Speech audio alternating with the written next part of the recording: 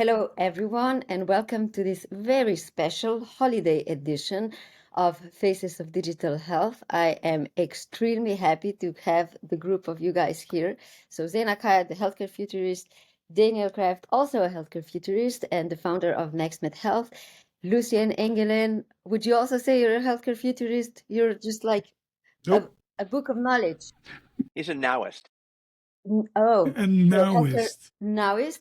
And we're here today to reflect a little bit on digital health in 2024 and where we're going in 2025.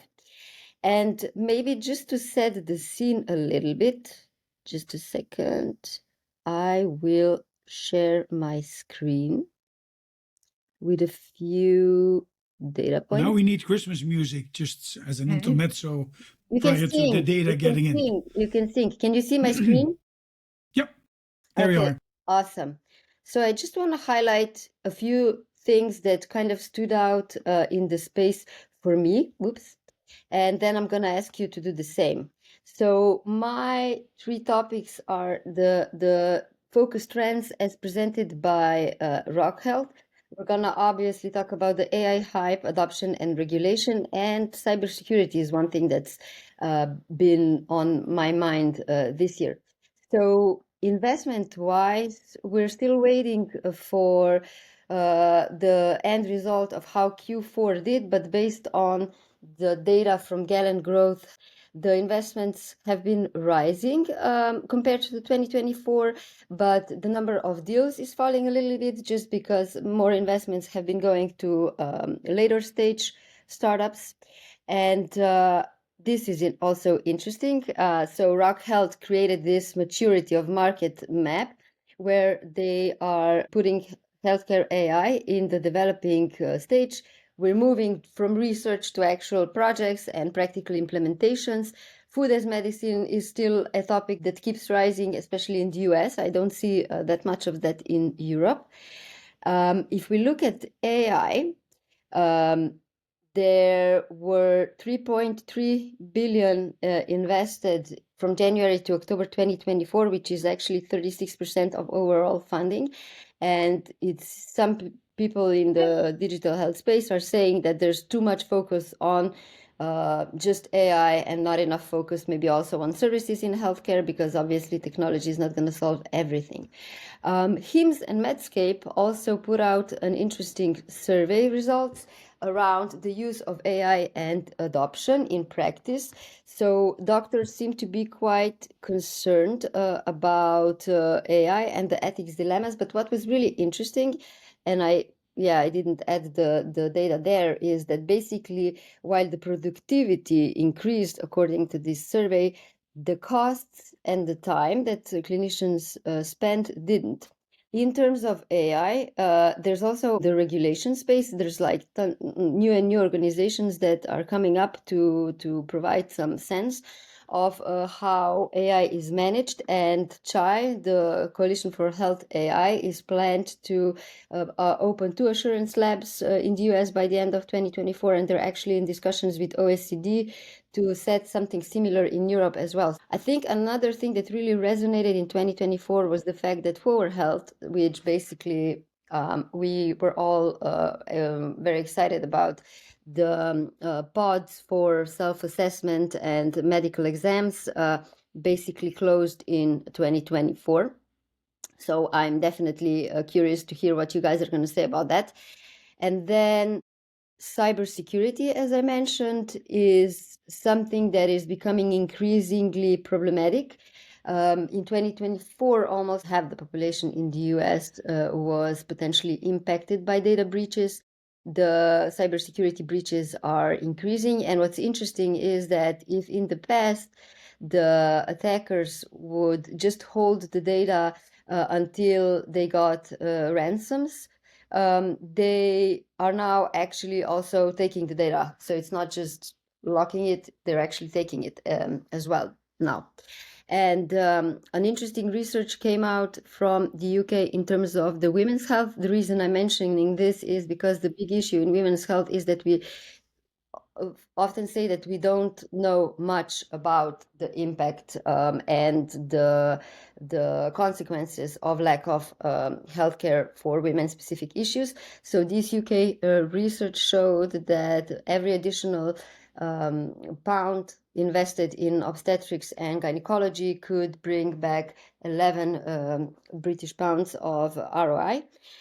Which could translate into 319 million pounds in added gross value. So that's kind of a few things that I thought really resonated with me.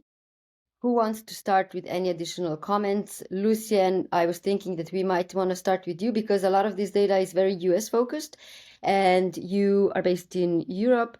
So what would you say kind of resonated with you, especially on the European space? Well, first of all, thank you for having me and inviting us over here in this very special Christmas holiday setting. And I can clearly see also that Daniel is in this winterscape kind of thing over there in Cal. So that's good. To your point, the thing that resonated to me when you were going through your slides is that we've been here before in terms of when we, let's say 10, 15 years ago, all were bragging about digital health in the broader sense of it. We've seen numerous startups stepping up, failing, other ones trying it, reiterating again.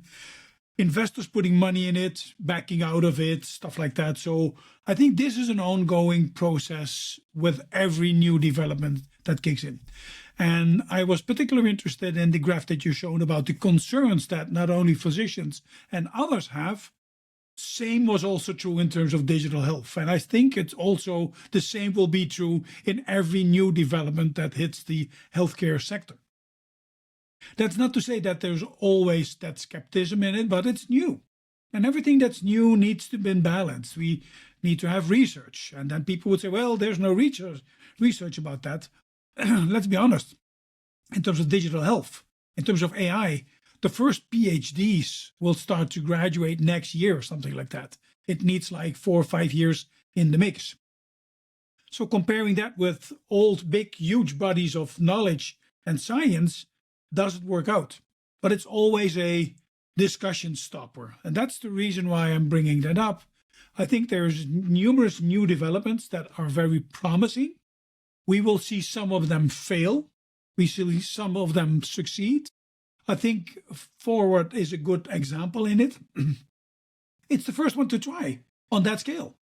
We've seen, and let me just mention Amazon here for a second, because I've been following Amazon for almost at least more than a decade. When all those endeavors that they tried with Haven and all the other things that failed, people would step up to me and say, hey, see, even Amazon can pull it off. I said, no, stupid. They've looked behind the curtains. They now understand the industry. They now understand how to play with it. And they will come into this industry/market fiercely. And they did. Will they fail with it? Sure enough. This is going to take a generation. And let me pause here for a second. Awesome. And Zayna and Daniel, feel free to pitch in whenever you feel like it. So just let me know. When it comes to AI, this is the graph that I forgot to attach in the short presentation earlier. And this is something that I kind of am concerned about, and mostly the cost part. The fact that, AI is either increasing cost or is just keeping it the same. Only 21% of people said that they saw some sort of a decrease in cost and staff hours. So staff hours, that was something that was kind of the promise, I guess, for clinicians.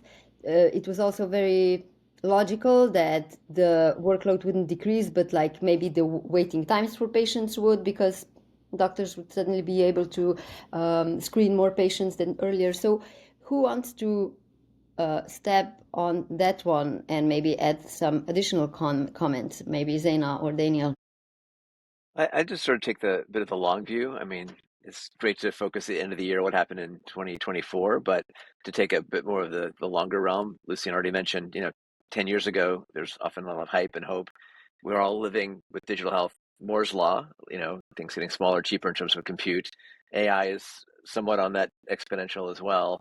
But everyone knows Moore's law, but I always love to remind people of Amara's law, which means we often tend to sort of over expect what might happen in the next year or two, a little hyperinflation of expectations, but underappreciate what will happen in a decade. And with AI and digital, I think it's just now, the hype cycle is emerging where a decade after IBM Watson, et cetera, we're seeing AI hit the marketplace in real ways.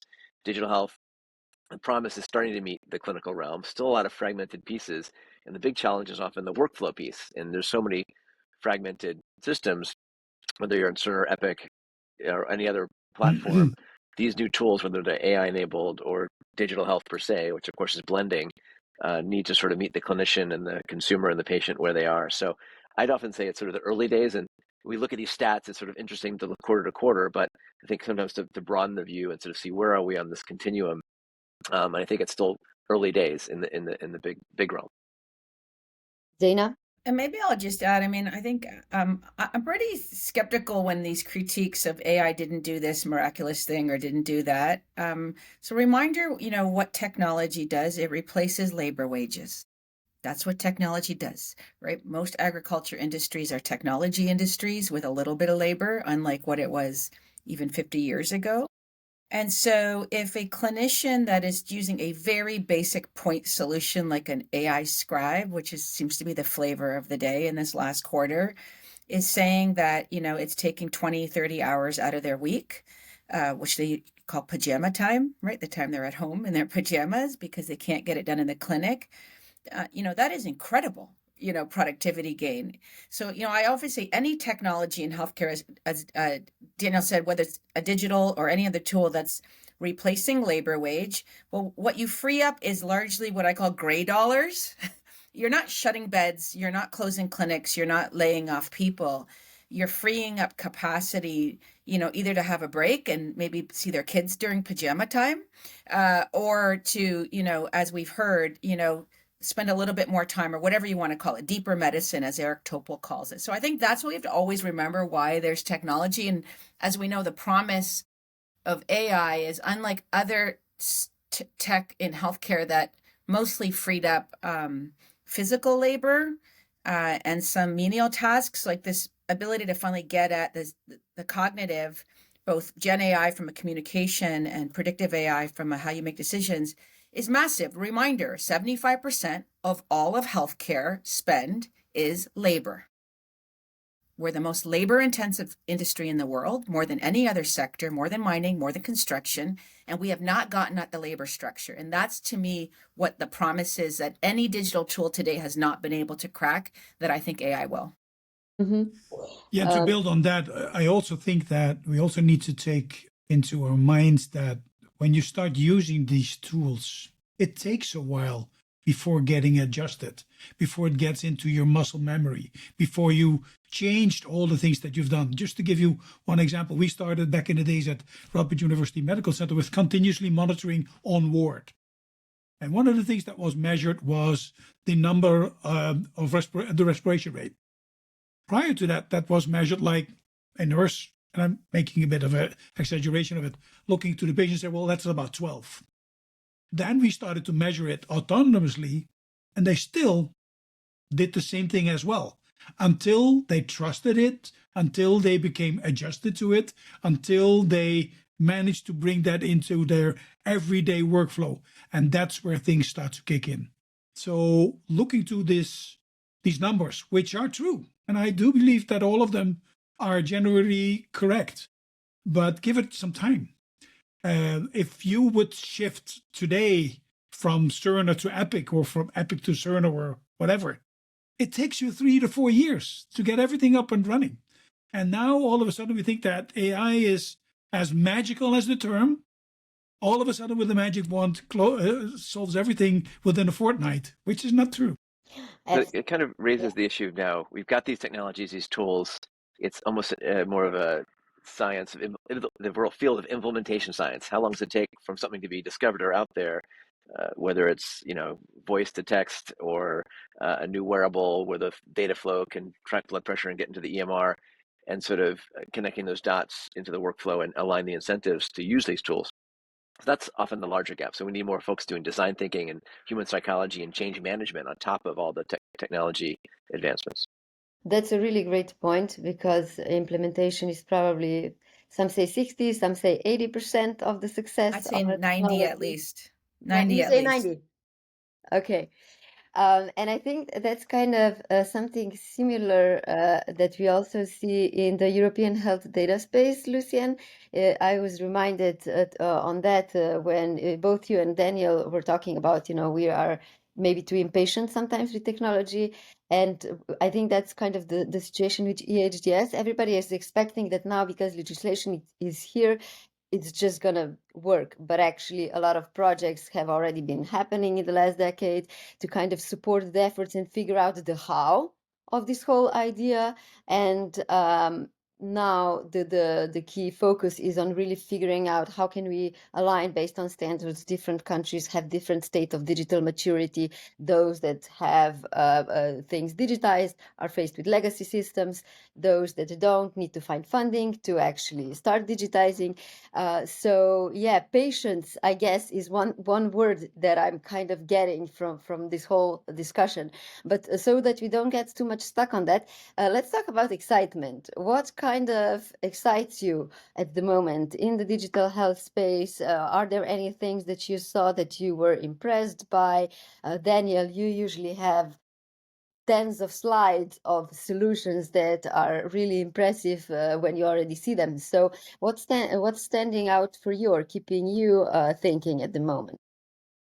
Everyone in the digital space often used to get stuck on wearables and otherables. I think now we're entering this era of sort of multimodal health. Of course, AI is this wrapper on it, your digital exhaust, your omics, your sociome, all these new biomarkers that are emerging, from voice as a biomarker to some of the amazing data out from the UK Biobank on proteomics, et cetera. So I think what's most exciting is now starting to connect a lot of those dots, and the systems, whether it's your Apple Health Kit to the EMRs, are starting to take in some of the data to sort of emerge in this. I think we'll see the next year or two be almost the years of the digital twin, where we're starting to connect some of the data to true actionable insights, and still need the design thinking and the implementation science so folks will trust it and use it. But I think there's no one thing. It's still now this super convergence of tools and technologies, and they're starting to connect a bit more than they used to be in their sort of siloed past. And I'll just add on that. I think another one that is a theme is no more point solutions. So whether that's a point wearable that, each has its own charging device, its own app, its own interface. So multimodal data, but I'd say even in AI, right? So I don't get that excited when you open with the startup slide, because I really don't think we have a supply problem in the future of health. There's a lot of great stuff out there. And as we said, it's how does it integrate and implement? And then a lot of the AI have been point solutions, right? When I look at, I'm in Canada, all the AI companies are proliferating. They're like one piece of 100 things a clinician does in their life, and they're building a company out of it. And in my view, I'm like, you're not a company. You're not even a product. You're a feature that should be on Epic or Cerner or whatever. So I think that's another theme that's linked to this multimodal, that's the same theme of integrated care from the human labor side. And then, so what I've been seeing a lot, and I love Daniel and Lucien, you're probably way closer, but I just, as a futurist, I'm looking at signals all the time. Multi-agent AI is the platform. So you'll have a lot of things behind the scenes that is agent to agent, just sorting stuff out, never involving the human, let's say across a clinical pathway or a clinician's office, whatever. And then sometimes the agent will interact with the patient or the clinician or the administrator. That's how I've been seeing things start to develop, which I think is pretty new. I'd say that I've seen in the last few months, kind of at scale. I don't know, what do you guys think? When you talk about agents, I almost think, yes, the agent piece, but nor this agentic health, where I think we're already seeing the early versions of these, where each of us will have our own, I call it generative health, the agent that matches you, your age, culture, language, personality, incentive structure, workflow issues, whether you're a consumer, patient, or clinician. And they're going to start to blend all these multimodal agents and make it much more accessible. And already, we can go to Dr. GPT and put in your labs and your x-rays and your clinic notes and empower the consumer or the clinician. And so these agents, I think, are going to get more sophisticated. Already Lucien a year ago was way ahead or two, turning himself into his own AI avatar. And now you can go on synesthesia.ai and do that in 2 minutes. So these things are getting democratized. And as your point earlier, a lot of them are point solutions. No one wants to log into 5 different wearables or apps. The agent component will start to hopefully make those more touchable. Still all the challenges of regulation, ethics, and who pays for them, but a tremendous opportunity to put the dots together. So to your point, what gets me the most excited is a different approach. I think that technology now, for the first time maybe ever, is giving us the ability to get in front of the problem. Whereas healthcare, as Daniel and others often say it's not healthcare, it's sick care. We wait until there's a problem, and then we'll pull out 1.5 million to get the best treatment out there. What I think technology is leveraging now, including AI, and AI is a part of that. It's not like the big chunk, but it's part of that, is giving us the opportunity to get more in front of the problem than we've done ever before. Because I don't think that adding more healthcare to the mix is going to solve the problem. It's adding more health. Because just as an example, in the Netherlands, for the past 5 years, the number of application rate for nursing school dropped 41%. Last year, minus 20%. So by no means, just this is an example, we will have the number of people needed to cope with the demographic issues that we're facing.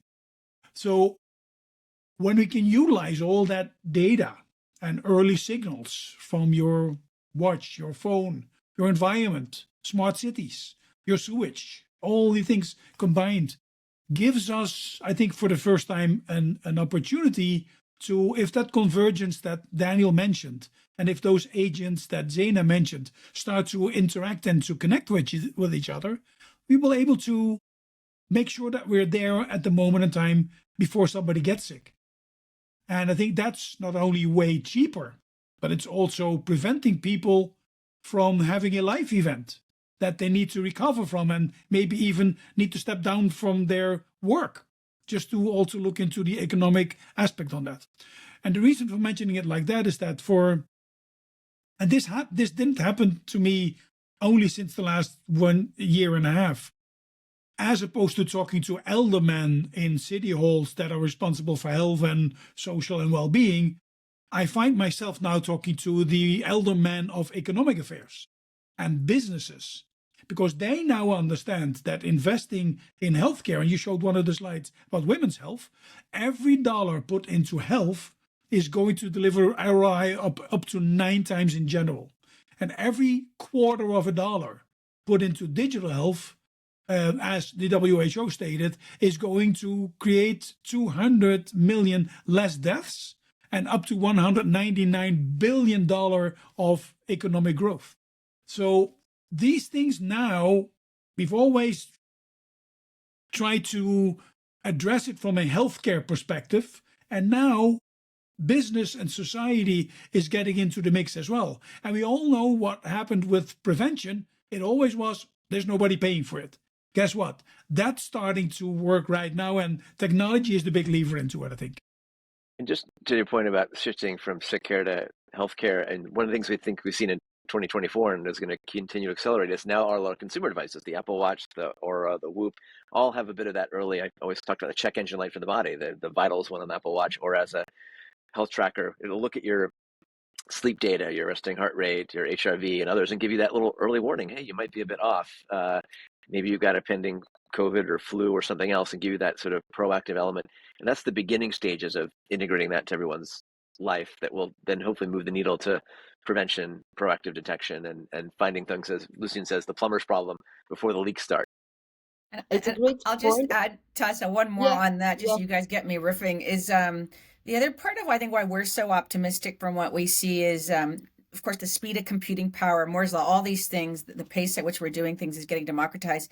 But then because it's a move to prevent you from getting sick versus treat sickness, there's a whole new set of actors on the scene. So Lucien reflected on Amazon and Apple. But, in all of our travels, we're meeting banks, we're meeting libraries, we're meeting pension funds. These new entities are coming, and Spotify's founder, is trying to get into one of these kind of longevity science data companies. Lucien talks about a lot. So the beauty of that is if you look at the tech stack of medicine to date, it's been pharma, devices, or med tech, and health IT.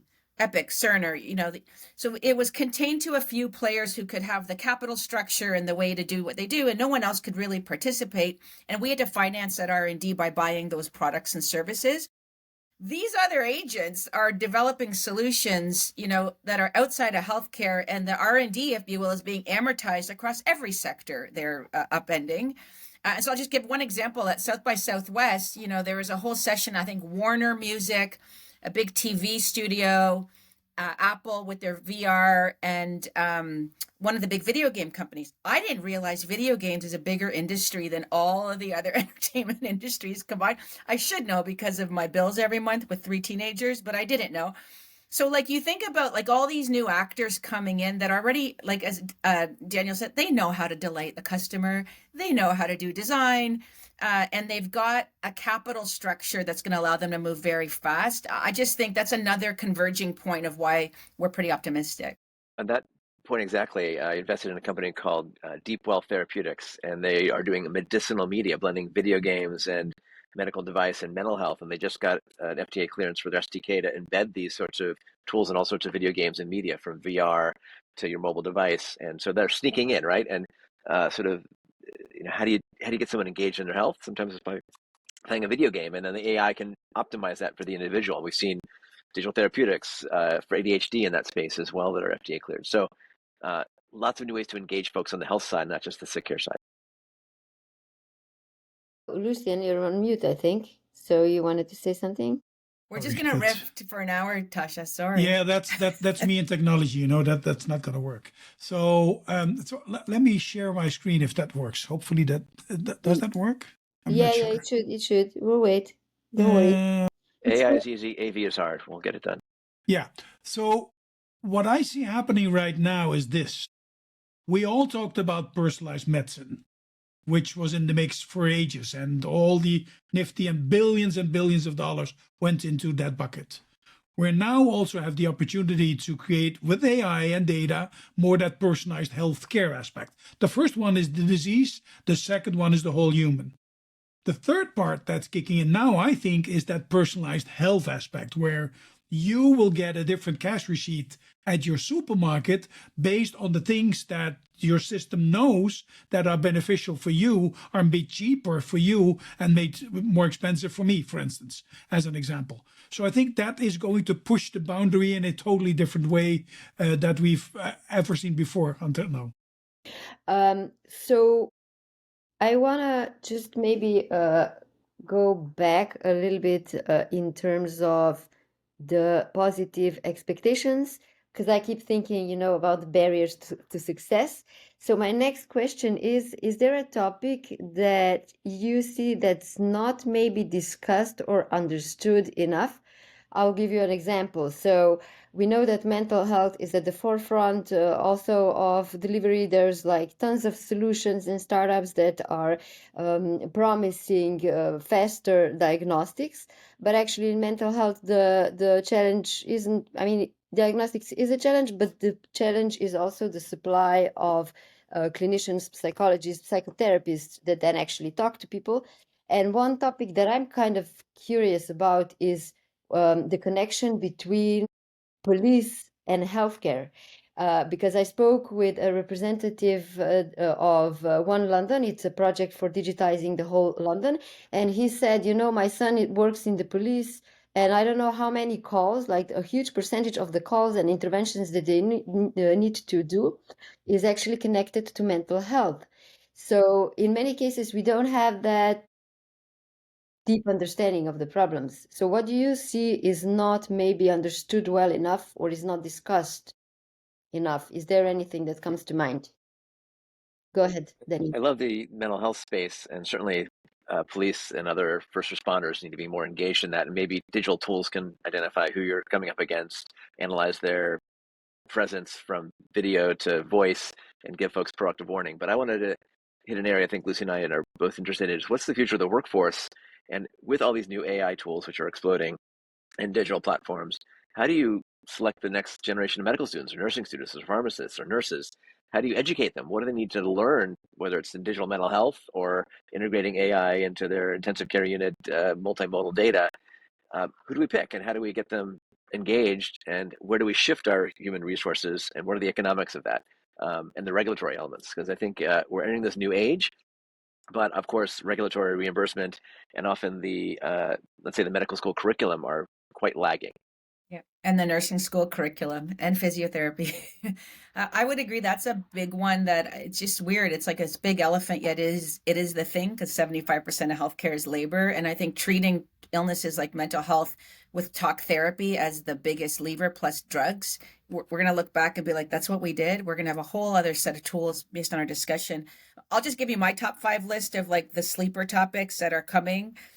So I think you mentioned obesity. I think because of what's going on in the States with the GLP-1s, Topol is constantly putting articles as like, oh, it's also affecting Alzheimer's and cancer and all these secondary because, our metabolism could be the root cause of a lot of illness. And Daniel's profiled a lot of that at his conference. So I just think we're just getting started on this massive, let's call it clinical trial of making a dent in obesity and what's going to happen and all the products and solutions that are going to come around the pill.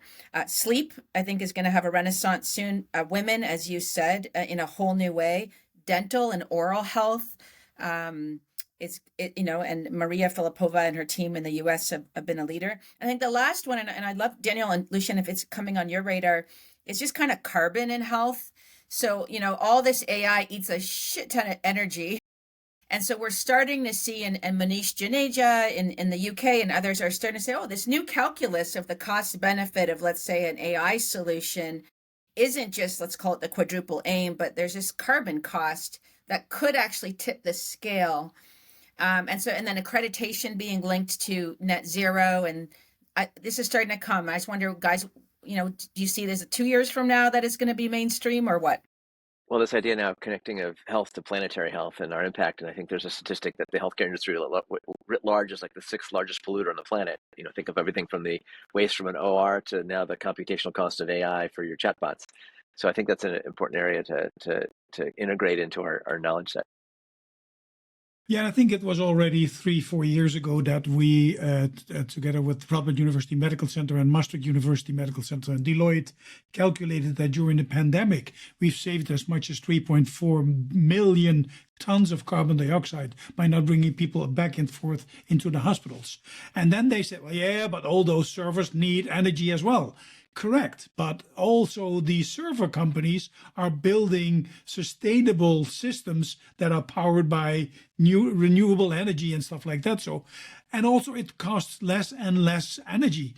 I'm not sure if you heard the news about this new supercomputer that was launched yesterday at Google's, the Willow. Google, that's as big as a adapter, a charger of my laptop. And of course, it needs a lot of energy. But by the way, also this guy, Harmut Neven, who runs that AI quantum lab over at Google, said, now we're going into the doubling of Moore's law, by the way, Daniel. So it's one of the things that he mentioned in his talk about that. So carbon is going to be a huge factor of it. The problem, however, and that goes also to your police statement, it's a different bucket. It comes from a different place. It's somebody else's money. So we're not able, just like prevention, to say on a macro level, it really plays out, but we need to take some money from somebody else and put it into this bucket. And that's not going to happen because every industry has its own immune system. And what we see happening now in the Netherlands with mental health and police, we're now putting it into a different bucket. When somebody is running astray on the street, then we say, well, that's healthcare's problem, or that's the municipality's problem, or that's police's problem. So that's the thing that we need to, I would say, be educated about, that we need to look at from a more holistical perspective or at a macro level as opposed to an individual. Can you elaborate a little bit on that example from the Netherlands? Does that mean that because the way that I understood it is as if instead of collaborating more, it's just like shifting the problem from one sector to another, which is definitely not what we want to see happen.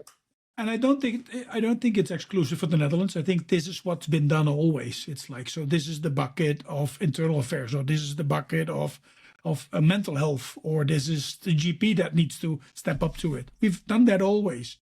Nowadays, it's more like we're closing off the discussion. At one end, we want to collaborate. We want to share data and knowledge, making sure that we understand the problem better. But then we say, so somebody needs to pay for that. And that's the thing that keeps getting back and forth. One topic that was kind of in the background of many of the answers that you guys provided was, for me, the human factor. The human factor in educating people, the human factor in prevention, because you can have great prevention programs, great data and technology to help people understand what they should do, but that is far from making it possible for people to actually do that. Environment, we talked about the environment, and the environment is the key factor in behavioral health. And like, do you bike to work, or do you live in a place where you have to drive the car every day? So how do you see that issue, the fact that the human element and what people will be willing to do is really, really strong? And that goes to adoption and implementation of technology. It goes to personalized health. It goes to prevention. So it drives a lot of things, even the carbon emissions, or if we would say global warming, we know about it. Are people really, do people really care? Well, some people do, but like on the global level, we obviously don't care enough, because we're in this trajectory of I'm important, my development is important, I only care about myself type of a thing. So where are your thoughts in that sense? I mean, big level, at high level, you get what you incentivize. And so people act in their own self-interests. And so you need to think sometimes in healthcare, design in those elements of delight, or the pathways to walk to work, or the better design of the cafeteria, so you have the healthy food up front, not the starches, or the user interfaces and all these digital tools and AI to match your type of digital twin. So I think it needs to, again, bring in the designers, the change management folks, and in writ large, to align those incentives, which is sometimes the hardest part. We know behavior change is super hard, but when you can sometimes get someone hooked in to their badges or their points, or to the human connection, or having someone to hold them accountable, that can make a big difference. And that's not high tech. That's often smart design thinking. Everything from how you build your physical space or a city to the UI on your wearable. But it also goes to, I think, to corporate responsibility, Daniel. In this example about supermarkets, knowing that healthy food is about 40% more expensive than unhealthy food, what's the corporate responsibility of a supermarket chain? To offer affordable food for people that need it. And the one thing that I see happening now in my discussions with supermarkets, as I created that program that's called Health Meets Retail, is that at first they were kind of reluctant to wanting to step into it. And now gradually, due to partially the fact that within 4 years vegetarian food become a thing for them, they didn't see that coming in that breadth and in that speed. I now try to scare them a bit also, to say, so you've seen this happening with climate, you also will see this happening within your supermarket.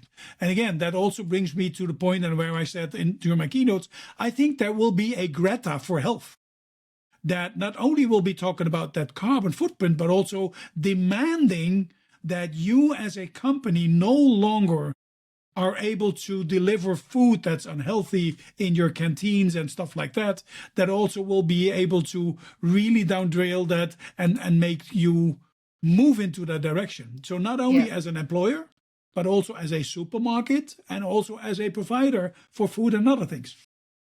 Well, here in the U.S., I think we have a huge sort of lobby for the cheese lobby, for example. And so the school lunches, which are the biggest fast food chain in the U.S., have too much cheese, and the kids get obese and have diabetes. So back to the supermarket, all the way down to at government Public level, we're programs. going to see a big shift in early 2025.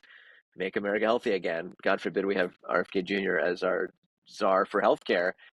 But at least some of what he said is about shifting things more to health rather than sick care. So vaccines aside, how you incentivize things, there may also be pressure on how you change clinicians and their payment models to pay more for cognitive, less than for procedural.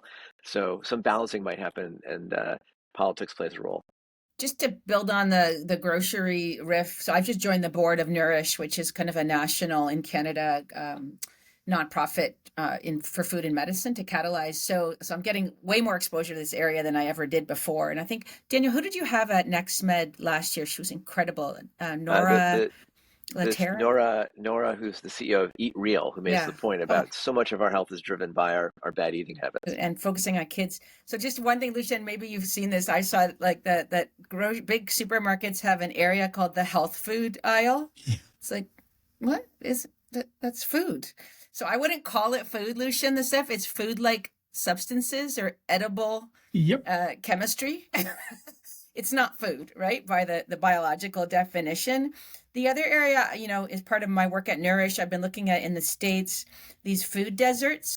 So areas where, there's no economic sense for a Kroger or who are your other big chains, Daniel, in the US to set up, because of their pricing and maybe the volumes.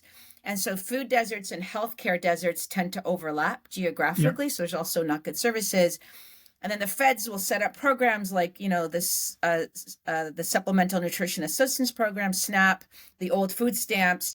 So then Amazon could come to town and set up basically a grocery store without a physical footprint where you order and the basket that SNAP will pay for is only the good food that government should be financing, and then it's delivered to your door. Right. And so I'm finding, again, these new players, a Dollar Tree, I think there's 14,000 of them, I believe, Daniel, in the United States. 10,000 of them are in food deserts. The food-like substances they offer are not foods. So they're starting to have a different role in closing that gap of health and food deserts. So anyway, I just think lots of neat solutions on the ground, no tech. It's policy, it's incentives, and I think it's new agents coming on the scene. Yeah, and on the incentive aspect, interesting to share is that in the Netherlands, for the past 4 years, there was a commission trying to identify what is the definition of vegetables and the definition of fruits, because they want to de-tax vegetables and fruits, but the tomato soup, whatever, lobby says the minute you want to de-tax a tomato, me as a producing tomato soup also wants to have that de-taxed. So that's an insane kind of thing that's happening. And then we said, so wait a minute, government, maybe you should talk only about non-processed vegetables and non-processed fruits. And then came in the genetically modified kind of lobby that say, well, wait a minute, then we want to start that as well. So this is a wicked problem. I think this might be the next wicked problem to get in front of the problem in terms of the plumber issue that we might have to tackle. So to conclude, in the last part of the discussion, we mentioned incentives a lot.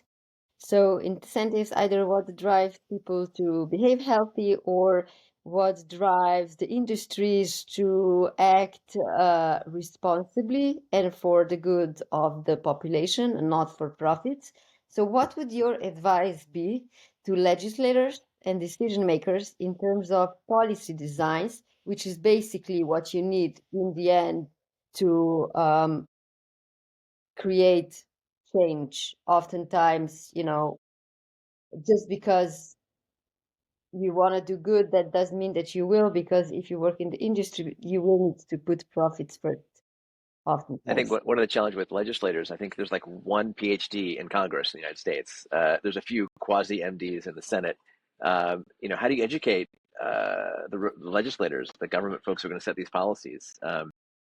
Part of what we try to do at NextMed Health in the past is bring the regulators in to see where the puck is going, so that they can create the digital health regulatory platform like software as a medical device. And so I think we need some of that thinking in getting the super convergence of education, whether it's on AI or digital or low-cost omics and beyond, so that they're legislating and driving the policies and incentives that match the next decade, not 5 years before. I think that's happening, everywhere. We're seeing tons of policy innovation, new methods of policy making, a lot more futurism built into policy models, because by default, policy is long-range planning. It is looking out. When the policy got decided that we're going to pay for children to go to school from kindergarten to grade 8, like that doesn't return anything for I don't know, 30 years, but we knew to do it. Vaccination, fluoridation, although those two things might go away soon in some countries. I'm not as concerned personally about policy. I mean, it's never as fast as you want it to be. I just, if anything, the current that scares me, and you guys, might have an opinion, is kind of just this unlevel playing field of information. So this just, whether it's an asymmetry of like good evidence-based information and average, then let alone disinformation, where nefarious agents on purpose are changing the discourse, that gets a little bit difficult to process because you can't regulate out of that. The playing field's not the same. My personal view is I think it's some of what went on in the U.S. election, where like there's two different games. And I don't know the answers to that, but of all the millions of things on the list of us healthcare people, like that's not one we're tackling systematically. Yeah, the only thing I want to add to that is that to the point of Zayna, if you think that the government will prelude the market in terms of legislation, you always will be disappointed. And please, let's not expect from the government to do so. Let's expect from the government that based on best practices, based on science, based on the needs that we as society need to get in place, that they fix that based on good principles, guidelines, and ethics into it. Let's not assume, and not only due to their very own nature that they're into, just like to Daniel's point, there's only one PhD over there. Let's not get disappointed about the things that we know that is going to disappoint us. And let's try to fix it from the way that we can do it. And I'm hopeful. Let's also be honest. I think technology is going, like we've seen in many, many other industries, how technology changed in the end of the day, not only the equation, but also a power shift towards the end user. And the end user being the patient, or maybe I should say the citizen, often is not included in the whole debate even. They're not at the negotiation tables between insurers and institutes. So maybe that is going to change as well. We will see what the future brings. Just one very, very quick question for Daniel. So it's December, NextMed was supposed to happen, but it's moved to the end of March. Anything you can share in terms of what's going to be covered? What kind of topics are going to impress the audience?